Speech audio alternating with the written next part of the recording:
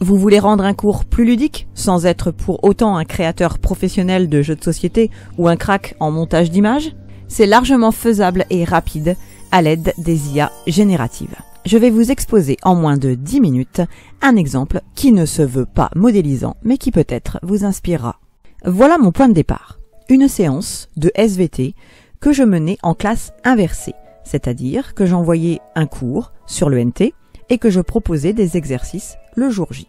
Cette séance servait à la fois pour une classe de 3e à des révisions sur la nutrition des végétaux, autrement dit à des rappels sur les cours des années précédentes, mais également à la découverte d'une nouvelle information par rapport à l'enquête menée en classe de 3e sur la mystérieuse rose noire retrouvée sur notre scène de crime fictive. Cette séance était un échec au niveau pédagogique par rapport à mon public pour plusieurs raisons.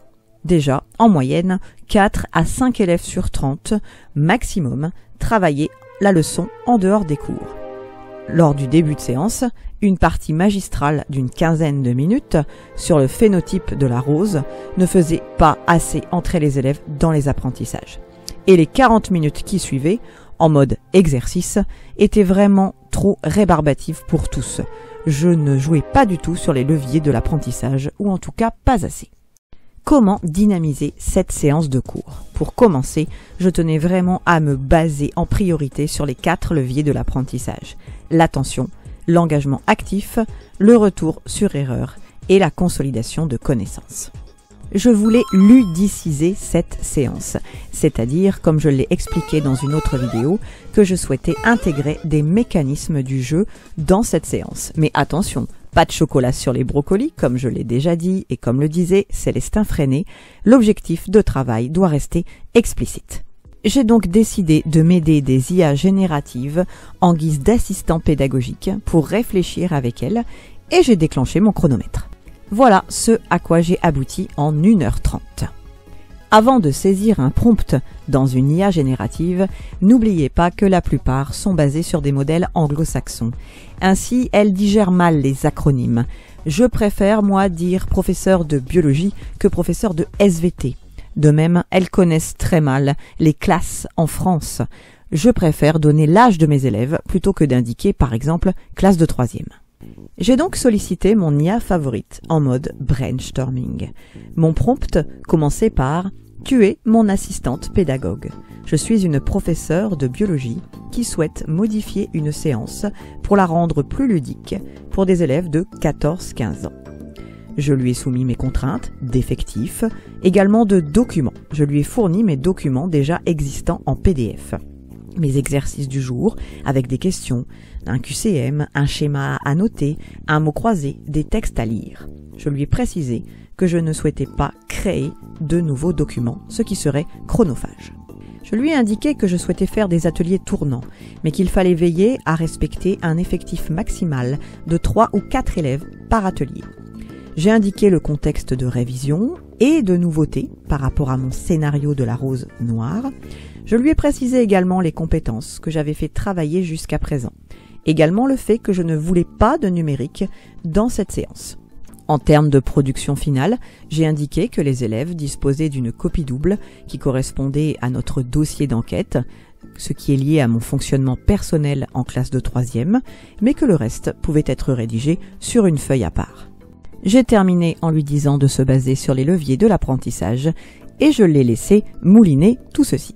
Tout d'abord, elle m'a proposé de transformer l'annotation du schéma structural en leçon à manipuler. Un minimum de préparation vu que je dispose déjà du schéma vierge et de sa version corrigée.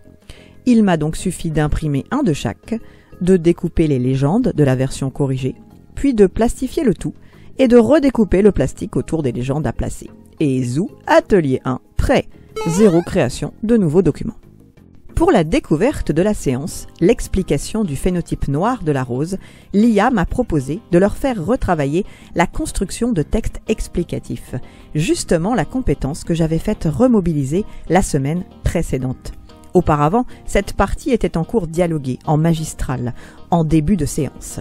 Même si la durée de l'atelier en 7 à 8 minutes semblait bien trop courte pour réussir cette construction de texte, les élèves pouvaient en fait déjà sélectionner les informations importantes en échangeant entre eux, avant de terminer la rédaction de leur texte, pourquoi pas à la maison. Et zou, voilà l'atelier numéro 2. Mes exercices du manuel proposaient auparavant un QCM et des phrases à rédiger à partir de mots, le tout sur la nutrition et les échanges réalisés par les plantes. L'IA m'a proposé un quiz, uniquement de 5 questions, mais que les élèves pourraient se poser entre eux avant de réécrire l'ensemble pour en garder la trace d'ici le brevet. Et bien voilà, c'est parti, zou, atelier numéro 3. Les grilles de mots croisés restent toujours un exercice compliqué lié à la maîtrise de la langue. Cette grille a été conservée, mais l'IA m'a cependant conseillé d'en mettre une grande à disposition des élèves, de tout simplement imprimer un exemplaire en taille A4 pour favoriser les interactions dans un groupe, ainsi que d'illustrer quelques définitions pour stimuler leur mémoire visuelle. Et voilà, zou, atelier numéro 4. L'IA ne m'avait proposé que ces 4 ateliers, mais je me retrouvais bloqué au niveau de mes effectifs. Je l'ai alors ressollicité, j'ai modifié mon prompt pour la pousser à m'en proposer un 5e. Dans mes documents préexistants, je disposais de 4 exercices sur le rôle des micro-organismes au niveau des racines des végétaux. En général, les élèves zappaient ces questions ou ce texte car ça ne rappelle absolument rien des années précédentes. J'ai donc indiqué à l'IA que je souhaitais qu'elle me propose un atelier qui serve de focus sur ce thème. Elle m'a alors indiqué qu'il était possible de maintenir uniquement 2 questions sur les 4, mais d'inciter les élèves davantage à se questionner entre eux en se lisant respectivement les lignes du texte concernant ces fameuses nodosités. Et zou, atelier numéro 5, atelier de lecture partagée avec moins de questions mais pour plus d'efficacité. Je lui ai demandé de rédiger une fiche consigne pour chaque atelier, fiche que j'allais mettre sur les tables. Cette fiche devait contenir un titre, un numéro d'atelier, le matériel nécessaire pour faciliter mon installation aux interclasses, un rappel du timing, des compétences et objectifs de l'atelier, et bien sûr les consignes au sens strict. J'ai tout imprimé, mis sous pochette, cela m'a pris en tout 1h30. Je ne me suis pas pressé spécialement, et pour aller plus loin, j'ai envoyé les documents dont je disposais déjà au préalable via l'ENT, pour que mes élèves terminent les exercices. En devoir bonus, les révisions, comme la fameuse construction du texte explicatif sur les nouvelles infos du jour. Cet exemple ne se veut en aucun cas modélisant. Ma séance peut encore être très largement améliorée. Mais en tout cas, cette expérience prouve qu'il est tout à fait possible de transformer une séance a priori rébarbative sans que cela ne devienne une tâche chronophage, et même lorsque nous n'avons pas de collègues avec qui échanger directement en présentiel, et ceci grâce aux IA génératives. Je ne mets toujours pas de chocolat sur les brocolis.